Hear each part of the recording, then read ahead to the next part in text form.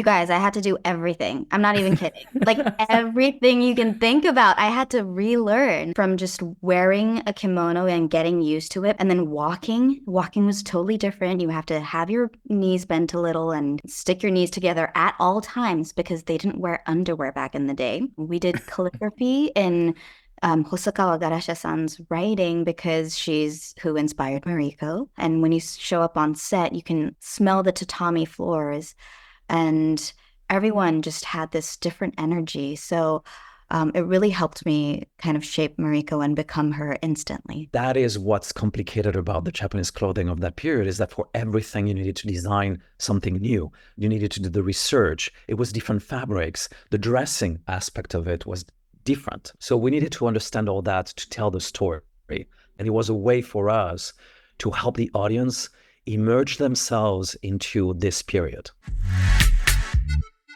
Hi, Anna. How are you? I'm great. How are you guys? Good. It's so lovely to speak to you again. We really fought to get you back on the show. Oh, really? I'm sorry it wasn't easy. No, that's good. That's good. That's a good thing. It's good. You're very in demand, which makes us happy because you're so damn good in everything that you do. So it's great. Thank you. Thank you so much.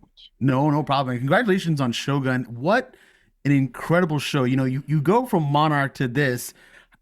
It's just unreal. It's unreal. It's so surprising. I love it. Thank you. I mean, it's a lot happening. And they're two different shows. So I'm really excited though. Right out of the gate, how did Shogun come on your radar and what really made you fall in love with Lady Mariko? I think my manager mentioned that he was, eyeing a project for me. And I was like, okay, they want to do another Japanese themed, project. And I wasn't that excited in the beginning, to be honest. But then after talking to Justin Marks, our showrunner, I really had a good sense about it. It felt like he wanted to do it right. And in previous Western media portrayals, I never really felt seen. It always seemed like the Asian character that they wanted to see.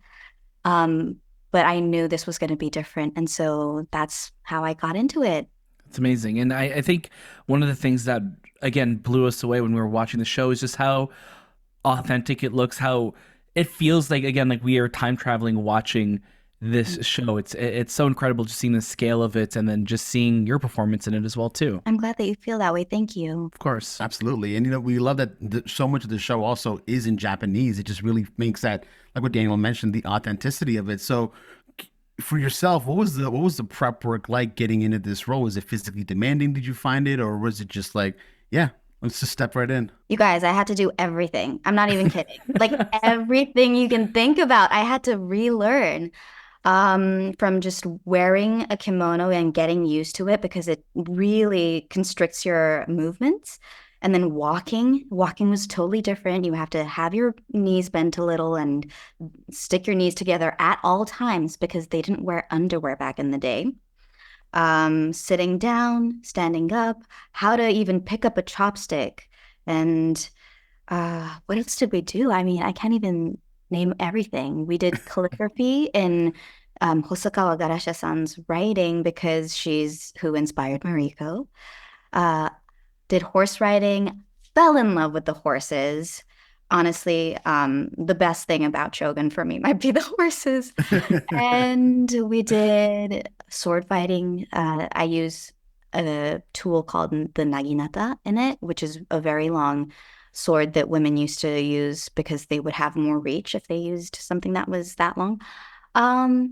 But that's kind of what we started with in Japan. And then once we were in Vancouver, we did a month of boot camp. And then shooting started and we were still training. That's so cool. But it must be so immersive when you're walking on the sets of the show, and you have such a mix of practical and obviously with visual effects. But what was it like for you coming onto set and just feeling like you were stepping in a time machine and shooting hundreds of years ago? It was truly amazing because in previous projects, I always used to do someone that I could kind of see myself in, whereas Mariko was a whole different thing. Like anytime I put on that kimono, I just felt different. I just felt like Mariko. And when you show up on set, you can smell the tatami floors and everyone just had this different energy. So it really helped me kind of shape Mariko and become her instantly. What is something that you are so excited for friends and family to kind of watch in Shogun, especially your performance? Oh, I just it's so different from anything that I've done that I don't even know what it is that I'm excited about. It's just like it's Shogun. It's 1600 Japan. It's a totally new type of power in women that you see in Mariko. It's for me as a Japanese person, whenever my friends would say, "Oh, I'm going to watch it," or "I watched something that you were in," I would always be like, "Okay, thank you, but I know they did this wrong." And I would kind of have to make an excuse. And with this project, I have no excuses. I can just proudly say you guys are going to love it. It's an amazing show. It's not a casual watch. That's the only thing. You do have to really sit yourself down and be, ready to pay attention. But I'm just extremely proud of this show. Yeah, Yeah. we're definitely learning our Japanese from watching this show. I will say it's periodic Japanese. So if you started speaking like how we're speaking in the show, people are going to think you're insane. Okay. That's what we're going for, though. That's- That is what we're going Okay, for. good. We're going for the really old Japanese look. There we go. Okay. I We mean, lo- perfect. And really quickly before we wrap up, you're going back to back with two massive shows. What's been the most fulfilling parts of the last year for you? Oh, I mean, to be honest, the last year we had the strike, so I haven't been working as much. But having two big shows come out and just experiencing it coming out and seeing the reactions and knowing that the crew are also very much excited because they poured their hearts into it as well. And we're like messaging each other because we can't see one another, but just having that feeling of, okay, like people are now really taking in what we did and enjoying it. That's the best part, to see that like they like it, because we want to make something that speaks to people.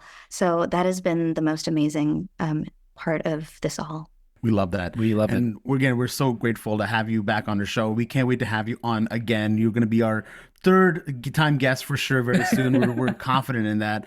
But thank you so much. We love the show. We can't for more people to watch it as well. Thank you guys so much. Congratulations to you and the entire team on Shogun. We are, from the very first episode, from those very first few moments, we are just completely blown away of the authenticity, the visuals, how just incredible everything looks in this series. And then on top of that, it's so good. Thank you. Yeah, we did a lot of research for this show, and from the first day to the last day.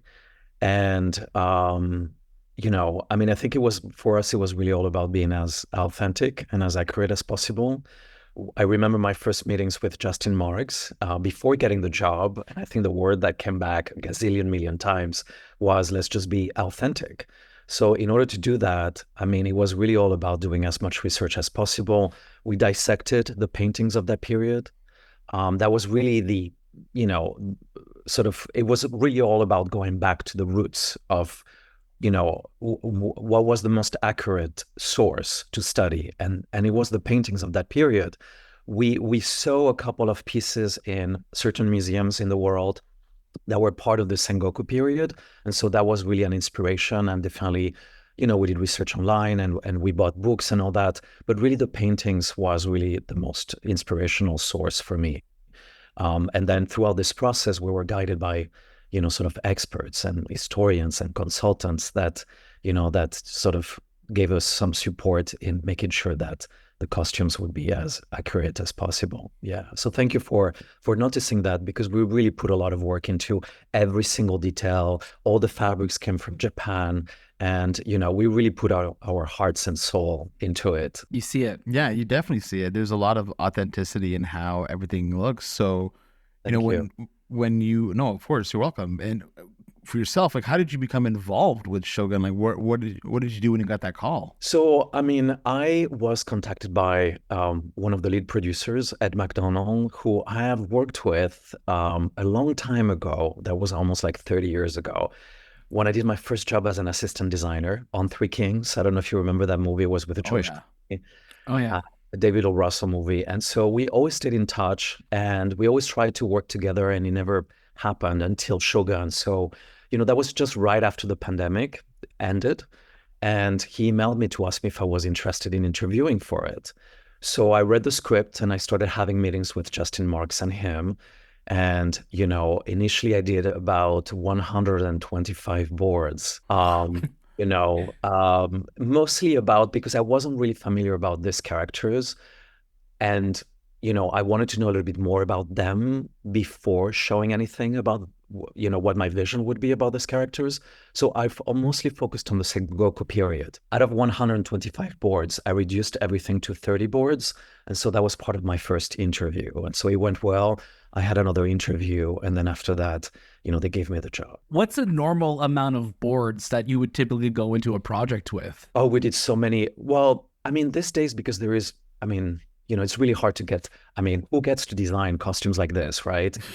Right. This is unique. I've been in this industry for 30 years and I've worked on big projects, but I've never done anything quite like this. This is unique. And the fact that the studio has put so much, passion and support, financial support and any kind of support to help us do the right job is really unique. So, my intention was really to fight for it. And that's the reason why I did so much research before meeting them. I knew that I needed to be ready because I knew everybody would fight to get this job, right? Yeah. And so usually, I don't know other designers how they do it, but for me, it was after the pandemic. So, we've been 2 years doing nothing. I had to put my energy into something, and I was like, even if I don't get the job, I just fell in love with this period. And it was all about putting, all my energy into it, And then it worked out. So that was great. And then we did so many boards throughout the project. It wasn't just that. My walls were covered with boards for everything, from the patterns of that period to the armors, everything. Based on what we've seen, we're really glad you got the job because it looks phenomenal. Thank you. Something that, we don't typically see too often, but the amount of teaser posters that came out for Shogun as we're getting closer to the release has been really exciting for us. And we were so excited getting to talk to you because those first set of posters were all close-ups of the costumes and the intricate designs of all that. So what was your first reaction seeing, those posters coming out and seeing those that first footage from the series? That's a really good question because it really made me very happy. So I'm glad you asked me that. I'd be very happy because I feel like this is a project in which the characters were so specific that, the costumes were telling the story of each one of those characters, and it was important for me when I designed the costumes for each one of them to understand the emotional arc that they go through within those 10 episodes, understanding their very individual journey, right? So each one of those characters has their own concepts, their own color palette, their own storyline, And it was really beautiful to see that actually that was the first business card of this project that was shown into the world because, really that's, it's a costume driven, it's a character driven, it's a storyline driven type of project, and I feel like, the costumes are really in this show particularly are telling a lot about the characters, where they're at in the storyline, and also about this period, obviously, So that was very exciting, very, very exciting. Yeah, and I think so much of, in that time period, the clothing that people wear were indicative of their either position or their role or everything like that. So much of that has to speak to, what's not being said in the show, right? Absolutely. I think that, we needed to understand this period as much as possible in order to understand the language of that clothing. And although, the Japanese silhouettes for men and women of that period are, even if they are, the characters are from different ranks, the silhouettes are pretty much the same for everybody. There is 3-4 different looks on one side and 3-4 different looks on the other side. But then it becomes very, very complicated when depending on the rank and the location and the circumstances. And that was a little bit what was complicated about this show, is that it wasn't like other TV shows where you create a wardrobe and then you pull the costume and you're like, okay, for this episode, you're going to be wearing this one. And then you recycle. For this one was very different because for every episode, it was a different circumstances, the characters were going through something completely different. And that is what's complicated about the Japanese clothing of that period, is that for everything you needed to design something new. You needed to do the research. It was different fabrics. The dressing aspect of it was different, right? So we played with all those different details, whether it's, for example, the deerskin tabbies for the lords, then you have the cotton, who was very, very expensive at that period. So I only am very unique. So I only gave like cotton tabbies to Lady Ochiba, the Daioin, the Yaechio, and the Taiko, right? So things like that, or the layering, for the noble ladies, the higher the rank, the more layers they have. Lady Ochiba has up to 5, 6 layers.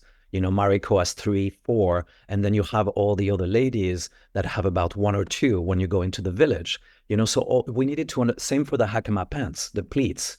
The higher the rank, the more pleats they have. The peasants only have 1, the lords have 3 on each side. So we needed to understand all that to tell the story. That also tells the story. And it was a way for us to help the audience immerse themselves into this period. And you definitely again see that as well. And I'm so sorry for asking you this question, because it is probably the toughest question you'll be asked. I love that. What is your favorite costume of the ones that you have in the show? Okay, yes, that is a hard question.